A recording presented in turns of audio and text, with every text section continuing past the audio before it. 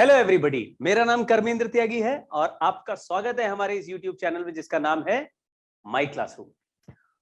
Previous कुछ videos में मैंने आपको सिखाया कि प्रोजेक्टाइल मोशन को कैसे अप्रोच करना है। वो मोशन इन 2D होता है, लेकिन उसको दो मोशन इन 1D में अलग अलग ब्रेक करके अगर सॉल्व करेंगे तो बहुत ईजी है।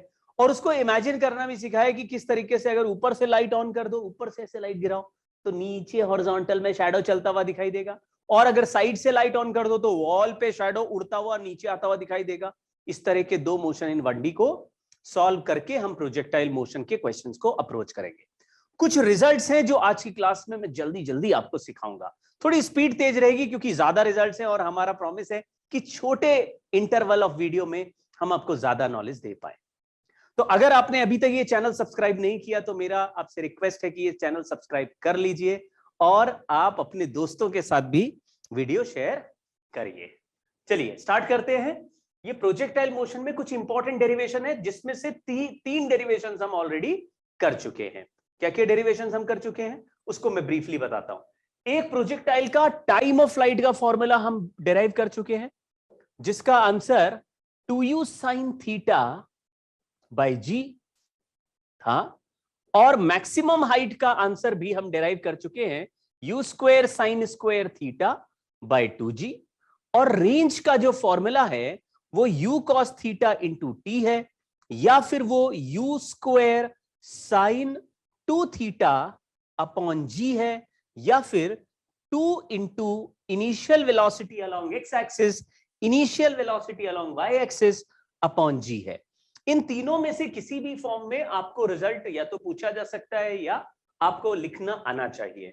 इसमें दो बातें और हमने सीखी थी कि थीटा का वैल्यू अगर 45 हो जाए तो रेंज मैक्सिमम होती है, और दूसरी बात थी कि थीटा एंड 90 माइनस थीटा, ये दोनों एंगल के लिए रेंज का आंसर सेम आता है। यानी कि अगर 30 डिग्री पर जो रेंज मिलेगी वही रेंज 90 माइनस 30 60 डिग्री पर भी मिलेगी।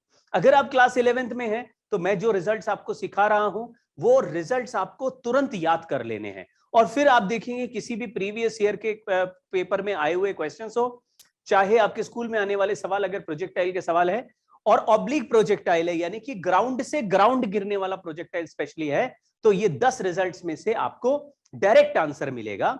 ऐसा मैंने अपनी ऑब्जर्वेशन में देखा है। तो 3 रिजल्ट तो ये हो गए। अब हमारा जो आज का पहला रिजल्ट हम डिराइव करेंगे वो हमारे लिस्ट का 4th रिजल्ट होगा। तो देखिए ये जनरल रिजल्ट है। इसमें मैंने पूछा कि पार्टिकल मान लीजिए इनिशियली यहां से स्टार्ट हुआ और ये उड़ते हुए जा रहा है, तो क्वेश्चन ऐसे पूछ लिया कि 3 सेकेंड्स के बाद पार्टिकल कहां पहुंच गया, 4 सेकेंड्स के बाद पार्टिकल का डिस्प्लेसमेंट बताओ, 5 सेकेंड्स के बाद पार्टिकल की पोजीशन बताओ। तो ये पोजीशन बताने के लिए आपको दो मोशंस को अलग अलग इमेजिन करना होता है। आपको x वाले मोशन के साथ आई कैप लगा देना, y वाले के साथ जे कैप लगा देना है। अब x वाला जो मोशन था वो constant velocity u cos theta वाला मोशन था, ये भी हमने देखा हुआ है, और y डायरेक्शन का motion constant velocity constant acceleration minus g और initial velocity u sin theta का है। तो दो पार्टिकल अलग है, एक को ऊपर फेंक दिया u sin थीटा से, ये मोशन अलग करेगा। तो अगर पूछा गया t टाइम के बाद का मोशन या वेलोसिटी या पोजीशन बताओ, तो t टाइम के बाद y डिस्प्लेसमेंट निकालना है और t टाइम में कितना x डिस्प्लेसमेंट हुआ। तो x का फॉर्मूला हमको पता है u cos theta into T होता है, और y का फॉर्मूला हमें पता है u sin theta into T minus half G T square, ऐसे होता है। तो x और y दोनों आ गए, फिर दोनों का वैल्यू यहां रख देंगे, तो vector r is u cos theta into T I cap plus u sin theta T minus half G T square और आगे जे कैप। तो ये दोनों रिजल्ट में आई कैप जे कैप लगा दीजिए। अगर हमें आर का मैग्नीट्यूड चाहिए तो आपको वेक्टर में सीखा हुआ है कि दो म्यूचुअली परपेंडिकुलर कंपोनेंट्स अगर पता हो, जैसे ये x है ये y है, दोनों को स्क्वायर करके ऐड करेंगे तो रिजल्ट आ जाएगा। तो बहुत सिंपल है, लेकिन आपको फोकस किस पे करना है, क्या x एक्सिस का डिस्प्लेसमेंट हमें सॉल्व करना आता है और y का आता है, दोनों को मिला के लिखेंगे तो पोजीशन आ जाएगी। तो ये रिजल्ट तो बड़ा सिंपल स्ट्रेट फॉरवर्ड था। नेक्स्ट रिजल्ट भी ऐसे ही स्ट्रेट फॉरवर्ड है, वेलोसिटी का रिजल्ट है। तो मैंने बोला कि इनिशियल वेलोसिटी u है, तो t टाइम के बाद गिवन टाइम t के बाद वेलोसिटी कितनी होगी। तो ऑब्वियसली एक पार्टिकल को ऐसा फेंक दिया, तो जब फेंकोगे तो दोनों चीजें बदलेंगी, एक तो उसकी चलने की स्पीड भी चेंज होगी और चलने का एंगल भी चेंज होगा। पहले ज्यादा एंगल पे चल रहा होगा, बाद में कम एंगल होता जाएगा, फिर टॉप मोस्ट पॉइंट पे हॉरिजॉन्टल हो जाएगा। तो किसी भी टाइम पर वेलोसिटी के पास दो कंपोनेंट होते हैं, एक एक्स कंपोनेंट होता है और एक वाई कंपोनेंट होता है।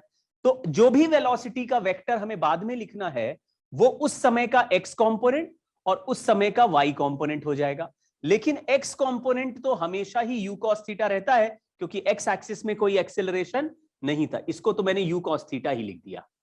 लेकिन y कंपोनेंट जो होता है वो u प्लस at यानी u sin theta minus gt ऐसे लिखना पड़ेगा। तो हमारा जो आंसर y एक्सिस वाले वेलोसिटी का आया वो u माइनस gt। तो x का ये फर्स्ट इक्वेशन है motion in motion under uniform acceleration का पहला जो इक्वेशन होता है। y एक्सिस में 3 इक्वेशन होते हैं, x में एक ही वेलोसिटी होती है। तो x का वेलोसिटी हमेशा u cos थीटा लिख दिया और y का वेलोसिटी u प्लस at से यानी फर्स्ट इक्वेशन से निकाल दिया। अब इन दोनों को यहां रख देंगे तो वेक्टर v का वैल्यू हो जाएगा u cos theta i cap plus u sin theta minus gt j cap. ये हमारे वेलोसिटी का आंसर हो गया। अगर कोई कहता नहीं जी इसका मैग्नीट्यूड बताओ, तो भी आंसर सिंपल है, इन दोनों वेलोसिटी के मैग्नीट्यूड को स्क्वायर करके ऐड कर दो, तो ये मैग्नीट्यूड का आंसर हो गया। तो ये दो रिजल्ट हो गए। अगर पोजीशन पूछा तो एक्स वाला पोजीशन और वाई वाला पोजीशन को ऐड कर दो वेक्टर में आई कैप जे कैप, और अगर वेलोसिटी पूछा तो एक्स वाले वेलोसिटी को वाई वाले वेलोसिटी के साथ आई कैप जे कैप करके लिख दीजिए, आई कैप जे कैप के साथ लिख दीजिए। देखो ये आई कैप में लिखा है जे कैप। तो मामला बड़ा प्रेडिक्टेबल है, आपको दो मोशन अलग अलग सॉल्व करके बाद में मिला के लिख देना है। ये एक इक्वेशन ऑफ ट्रेजेक्टरी हमारा नेक्स्ट है, इसको हम बोलते हैं equation of path. Equation of path का मतलब है कि पार्टिकल एक्स एक्सिस में भी चल रहा है और वाई में भी चल रहा है। तो जब भी इक्वेशन ऑफ ट्रेजेक्टरी वाला कोई सिचुएशन या किसी भी क्वेश्चन में पूछे इक्वेशन ऑफ ट्रेजेक्टरी बताओ, तो मतलब आपको या तो y as a function of x लिखना है या x as a function of y, यानी कि दो कोऑर्डिनेट एक साथ बदल रहे हैं, x में भी चल रहा पार्टिकल, y में भी चल रहा, ऊपर नीचे भी जा रहा है और x में भी चल रहा है। तो दो वेरिएबल एक साथ बदल रहे हैं, तो एक साथ बदल रहे हैं तो x और y के आपस का रिलेशन क्या है, इसको इक्वेशन ऑफ ट्रेजेक्टरी कह रहे हैं। तो हमने x का इक्वेशन देखा था u cos theta into T और y का इक्वेशन देखा था u sin theta into T minus half G T square. अब अगर x वाले इक्वेशन को ध्यान से देखो तो t का वैल्यू यहां से u cos थीटा डिवाइड कर दे तो x upon u cos theta हो जाएगा, और इस t को अगर इन दोनों जगह पर टाइम की जगह रिप्लेस कर दो तो y के इक्वेशन में u sin थीटा और t की जगह देखो यहां लिख रहे हैं x by u cos theta minus 1/2g, और यहां t की जगह ये पूरा लिख देंगे तो x square upon u square cos square theta. आप देखो u से u कैंसिल हो गया, साइन अपॉन कॉस टैन होता है, तो मैंने लिख दिया x tan theta minus 1/2 G X square by U square cos square theta. अब ऐसा हो सकता है ये इक्वेशन कुछ बच्चों को कॉम्प्लेक्स लगे, लेकिन मैं क्या बोल रहा हूं, इसको आप दो मिनट तक ध्यान से देखो और इसको देखते देखते अपने मन में बार बार इसको रिपीट करो, ये इमीडिएटली आपको याद हो जाना चाहिए। यानी कि जो आज 10 रिजल्ट्स हम लिख रहे हैं वो रिजल्ट्स आपको ऐसे नहीं कि फ्यूचर में याद करने, आज पे चैप्टर खत्म करते करते ही हम इनको याद कर लेंगे। तो ये रिजल्ट बड़ा इंपॉर्टेंट है, इसको याद कर लो, कई क्वेश्चन इससे सॉल्व होंगे। एक और रिजल्ट इसमें है, अगर एक्स टैन थीटा को मैं कॉमन ले लूं तो एक्स टैन थीटा को देखो मैंने कॉमन ले लिया, यहां एक्स टैन थीटा लिखा है उसको कॉमन ले लेंगे तो 1 बचेगा माइनस 1/2 जी एक्स स्क्वायर में से x कॉमन हो गया तो x बचा, नीचे बचा u square cos square theta, और tan थीटा कॉमन ले लिया तो tan थीटा डिनोमिनेटर में चला जाएगा। ये लॉजिक आपको क्लियर होगा क्योंकि इसमें tan थीटा था नहीं, मैंने खींचेंगे तो यहां डिनोमिनेटर में एक्स्ट्रा चला जाएगा, तो यहां tan थीटा लिख दिया।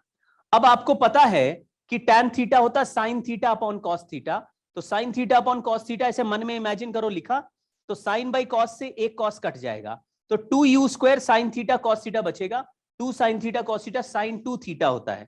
तो ये जो डिनोमिनेटर में है ये u square sine 2 theta by g ऐसे उल्टा बन गया है। तो अगर हम इसको पहले किसी फॉर्मूले से रिप्लेस कर पाए तो आप देखेंगे कि ये आंसर ऐसे कन्वर्ट हो जाएगा। कैसे?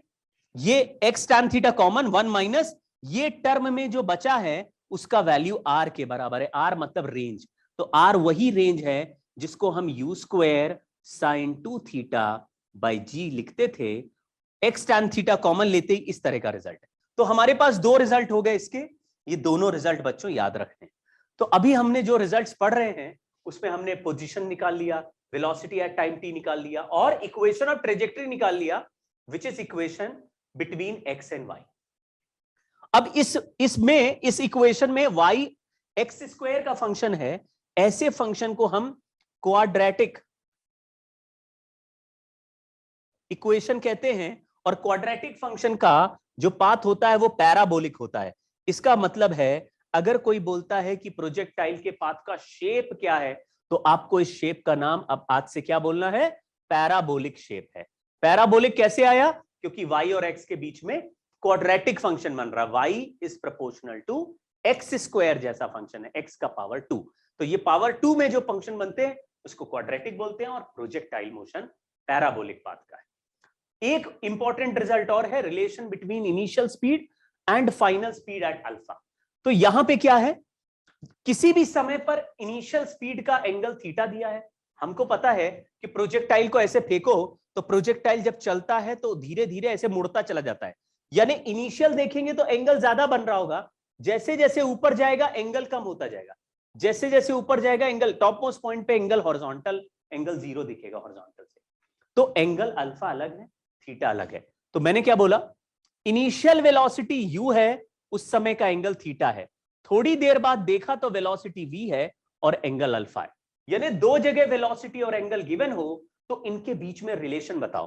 तो मैंने बोला यहां पर horizontal component u cos theta है और यहां पर horizontal component v cos alpha है, but no change in horizontal velocity in projectile. अगर हॉरिजॉन्टल वेलोसिटी में कोई चेंज ही नहीं होता तो फिर यहां का हॉरिजॉन्टल वेलोसिटी और बाद का हॉरिजॉन्टल वेलोसिटी सेम हो जाएगा। तो सेम हो जाने से हमको इनके बीच में एक रिलेशन आ जाएगा। अब आप ध्यान से देखो, ये एक ऐसा रिलेशन है जो वैल्यू मैग्नीट्यूड ऑफ वेलोसिटी और एंगल को आपस में रिलेट कर रहा है। जैसे क्वेश्चन ऐसे पूछा कि इनिशियल वेलोसिटी है 50 मीटर पर सेकेंड और इनिशियल एंगल है 60 डिग्री। थोड़ी देर बाद देखा तो वेलोसिटी v है और बाद का एंगल है 30 डिग्री। तो किसी ने पूछा बताओ बाद का वेलोसिटी v कितना होगा, तो आपको बोलना इनिशियल में जो कंपोनेंट है 50 cos 60 और बाद का जो एंगल है v cos 30 वो सेम होगा। cos 30 √3/2 होता है और ये 1/2 होता है, तो √3/2 से डिवाइड करेंगे तो v का वैल्यू 50/√3 आ जाएगा। एक लाइन में ही आंसर आ जाएगा। तो ये थोड़ा अंडररेटेड यानी कि थोड़ा दबा कुचला ज्यादा जाना पहचाना केस नहीं है, ये ज्यादातर बुक में भी आपको नहीं मिलेगा ऐसे। तो आप इस रिजल्ट को भी याद रखिए। हम लोग 7वें रिजल्ट तक पहुंच गए हैं, स्पीड तेज है इसलिए 10 रिजल्ट तक जल्दी से जल्दी पहुंचने की कोशिश करेंगे आज। तो हमारा जो नेक्स्ट है वो है angle of velocity vector after time t। हमने क्या देखा कि शुरुआत में पार्टिकल का एंगल थीटा होता है एट t = 0। थोड़ी देर बाद देखा तो एंगल बदल के अल्फा हो गया। हमने बोला अरे ये तो टाइम t बीत चुका है, तो t टाइम के बाद एंगल का कोई रिलेशन होता होगा क्योंकि अलग अलग टाइम पे अलग अलग एंगल है।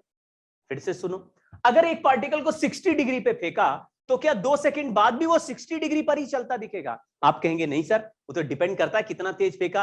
हो सकता है 60 डिग्री फेंको और थोड़ी देर के बाद एंगल चेंज हो जाए तो 2 सेकंड बाद एंगल हो सकता है 45 रह जाए, हो सकता है 50 डिग्री रह जाए, 60 से कम हो जाएगा, हो सकता है एंगल 30 डिग्री रह जाए, हो सकता है 20 डिग्री रह जाए। तो हम कैसे पता लगाएंगे? तो किसी भी समय पर जो एंगल अल्फा होता है ना, ये जो अल्फा एंगल है, यहां पर वेलोसिटी v है, इस वेलोसिटी के दो कंपोनेंट होते हैं, एक x कंपोनेंट और एक y कंपोनेंट। एक बार और दिखाता हूं। मान लीजिए किसी समय वेलोसिटी अल्फा एंगल पे v है तो इसके दो कंपोनेंट है, एक x कंपोनेंट है और एक y कंपोनेंट है। तो tan अल्फा का वैल्यू हमेशा y component of velocity upon x ऐसे देखो आ जाएगा। आपको राइट एंगल ट्राइंगल दिख रहा होगा, परपेंडिकुलर अपॉन बेस करेंगे तो tan अल्फा है। अब इस tan अल्फा के वैल्यू में y वेलोसिटी की जगह मैंने u sin theta minus gt लिख दिया। ये बहुत बार लिख चुके हैं। y में 3 इक्वेशन होती हैं, फर्स्ट सेकंड थर्ड, न्यूटन वाली। तो उनमें से फर्स्ट इक्वेशन से हमने y का फाइनल वेलोसिटी निकाल लिया t टाइम के बाद का, और एक्स एक्सिस का वेलोसिटी कभी चेंज नहीं होता, तो उसको u cos थीटा ही लिख दिया। तो ऊपर लिख दिया y के वेलोसिटी, नीचे लिख दिया। तो अब जैसे जैसे टाइम बीतता जाएगा तो ऊपर वाला वैल्यू चेंज होता जाएगा, तो अल्फा चेंज होता जाएगा। इसमें थोड़ा सा एक चीज और ध्यान में रखनी है कि अगर पार्टिकल ऊपर जाते हुए एंगल बना रहा है, यानी अल्फा अबव हॉरिजॉन्टल है, अबव हॉरिजॉन्टल, तो उसको प्लस लेना है, अल्फा इज पॉजिटिव और tan अल्फा इज पॉजिटिव। लेकिन अल्फा अगर बिलो हॉरिजॉन्टल है, बिलो हॉरिजॉन्टल,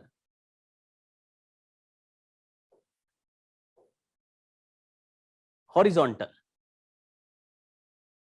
तो फिर tan अल्फा का वैल्यू में tan अल्फा भी नेगेटिव लिखना है और अल्फा को भी नेगेटिव लिखना है। इसका मतलब यह हुआ कि अगर पार्टिकल अपर हाफ में, यानी कि यहां से यहां तक के रास्ते में कहीं है, तो अपर ऊपर जाते हुए अगर पार्टिकल है तो आपको इसका वैल्यू पॉजिटिव लिखना है, और अगर नीचे लौटते हुए पार्टिकल चल रहा है तो अल्फा का वैल्यू फिर नेगेटिव लिखना है। अब ये रिजल्ट के बाद हम लोग नेक्स्ट रिजल्ट पे चल रहे हैं, जो कि हमारा 9th रिजल्ट है। और इस रिजल्ट में हमको सीखना है कि स्पीड एट हाइट एच, मतलब कि एक पार्टिकल को ग्राउंड से फेंका थीटा एंगल पे और वो किसी हाइट पे पहुंच गया, और इस हाइट पे पहुंचने पर उसका फाइनल स्पीड क्या है।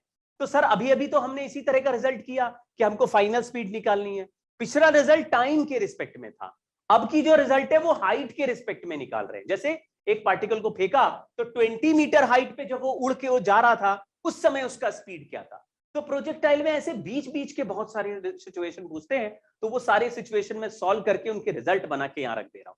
क्या है कि ये मेन रिजल्ट्स हैं जो हमारे सामने रहेंगे, तो हमको डायरेक्ट क्वेश्चन में यूज होंगे। इसलिए आपको ये सब मेहनत पहले करके जानी है, जिससे कि जेई और नीट में आपका टाइम बच पाए। तो मैंने क्या देखा कि इनिशियल वेलोसिटी तो u है और बाद में वेलोसिटी v है, और उस v के समय का हाइट h है। तो मुझे ये हाइट h का वैल्यू दिया होगा और फाइनल वेलोसिटी पूछा है।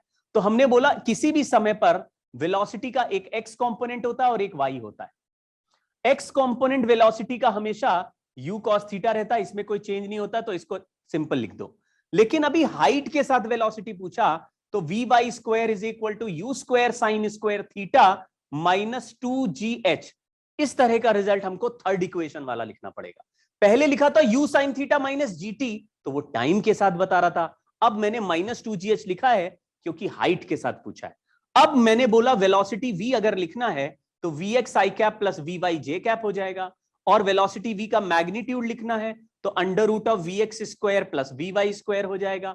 अब वी एक्स स्क्वायर की जगह मैंने लिख दिया you square cos square theta, यहां से यू कॉस थीटा उठा के रख दिया, प्लस, और वी वाई स्क्वायर की जगह ये पूरा वी वाई स्क्वायर ही है, ये पूरा रिजल्ट है, तो उसकी जगह लिखा you square sine square theta minus 2gh। अब इसको ध्यान से देखो तो cos square theta sine square theta मिलके 1 हो जाएगा, तो ब्रैकेट के बाहर यू स्क्वायर कॉमन ले ले तो you square cos square theta sine square theta 1 हो गया, तो दोनों टर्म मिलके यू स्क्वायर और माइनस 2gh। इस रिजल्ट को बहुत अच्छे से याद कर लो, क्योंकि ये रिजल्ट देखने पे बड़ा स्पेशल लग रहा है। क्या स्पेशल खास बात है इस रिजल्ट में? ये रिजल्ट बोल रहा है कि ये जो फाइनल वेलोसिटी हाइट h पे आई, ये is independent of initial angle, independent of initial angle theta.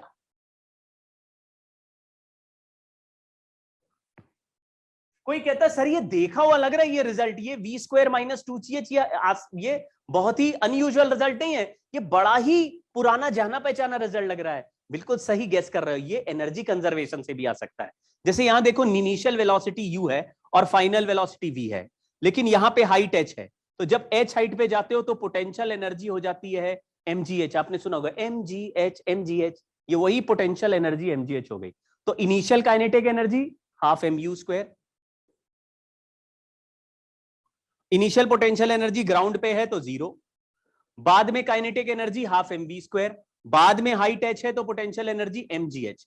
आप m कैंसिल कर दीजिए, 2 को ऊपर पहुंचा दीजिए, तो u square equal to v square plus 2gh आ जाएगा, तो v square is equal to u square minus 2gh आ जाएगा। तो आप देखेंगे अरे हाँ सर ये तो एनर्जी कंजर्वेशन वाला, देखो यही रिजल्ट है।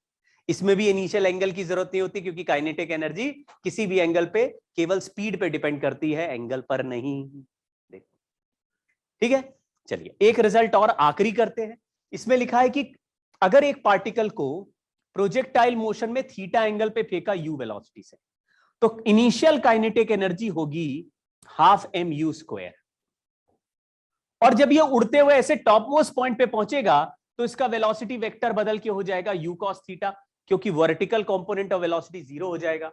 एक बार और देखते हैं, यहां पे हमने एक पार्टिकल को u से फेंका थीटा एंगल पे, ऐसे उड़ते हुए गया और टॉप मोस्ट पॉइंट पे ये वर्टिकल वेलोसिटी इसका 0 हो गया, तो ये u cos थीटा से चल रहा था।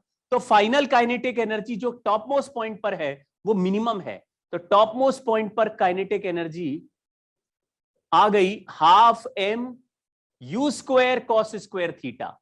ये कैसे लिखा, वहां पर वेलोसिटी यू कॉस थीटा है, वाई वाली है ही नहीं, तो यहां पे kinetic energy, initial kinetic energy half m u square था और final half m u square cos square theta था, तो final kinetic energy top most point की काइनेटिक एनर्जी इज, जो नीचे वाली kinetic energy initial into cos square theta. वही result यहां पे एक याद कराया, kinetic energy at top is kinetic energy initial into cos square theta, एक रिजल्ट ये। दूसरा, at maximum height ratio of kinetic energy to potential energy, हम लोग ग्राउंड पे पोटेंशियल एनर्जी एट ग्राउंड 0 मान के चल रहे हैं, तो ये जो mgh वाला पोटेंशियल एनर्जी और काइनेटिक एनर्जी का रेशियो है उसका आंसर कॉट स्क्वायर थीटा है। ये भी बड़ा सिंपल रिजल्ट है, क्योंकि टॉप मोस्ट पॉइंट पर kinetic energy you square cos square theta ऐसे चलेगी और वहां पे पोटेंशियल एनर्जी mgh चलेगी। h है मैक्सिमम हाइट, तो मैक्सिमम हाइट का फॉर्मूला होता है you square sine square theta by 2g। अगर इनको आपस में कैंसिल करो, g से g, 2 से 2, m से m, यू स्क्वायर से यू स्क्वायर, तो cos square theta by sine square theta बचेगा, कॉस बाई साइन होता है कॉट, ये हो जाएगा cot square theta. Direct question इस रिजल्ट में आए हैं कि भाई ऊपर पहुंचने पर काइनेटिक और पोटेंशियल एनर्जी का रेशियो 3 है, तो कितने एंगल पे फेंका, तो कॉट स्क्वायर थीटा को 3 कर दो, अपने आप कॉट थीटा निकल आएगा, कॉट थीटा। तो मैंने जो आपको 10 रिजल्ट सिखाए, इन रिजल्ट्स को आपको अपनी एक नोटबुक में नोट कर लेना है और सारे इस रिजल्ट्स को लिख के एक शॉर्ट नोट बना लेना है। हर टेस्ट एग्जाम से पहले इन 10 के 10 रिजल्ट्स को पढ़ के जाओ और कुछ क्वेश्चंस की प्रैक्टिस करो, तो आपको पता चलेगा कि हाँ, इससे स्पीड इंक्रीज हो रही है और ऐसे छोटे छोटे रिजल्ट याद करने से हम लोग इस चैप्टर में बहुत आराम से बहुत बड़े बड़े क्वेश्चंस को भी आराम से सॉल्व कर पाएंगे। तो आज के लिए इतना ही, लेकिन मैं आपको नेक्स्ट वीडियो में कुछ और ऐसे इंटरेस्टिंग कॉन्सेप्ट्स और डायरेक्ट रिजल्ट सिखाऊंगा। जैसे नेक्स्ट मेरा वीडियो कोलिजन या हेड ऑन कोलिजन पे होगा, और हेड ऑन कोलिजन में मैं आपको सिखाऊंगा कि किस तरीके से बिना इक्वेशन बनाए डायरेक्ट आंसर आप लिख सकते हैं। लेकिन उसके लिए हमको नेक्स्ट वीडियो का वेट करना पड़ेगा, नेक्स्ट वीडियो को देखना पड़ेगा, और उसके लिए आपको इस चैनल को सब्सक्राइब करना पड़ेगा, बेल आइकन भी दबाना पड़ेगा और शेयर भी करना पड़ेगा। तो आई होप आप लोग ये सब कर रहे हैं। आप लोगों से जल्दी, बहुत जल्दी मुलाकात होगी नेक्स्ट वीडियो में। Bye bye, good night.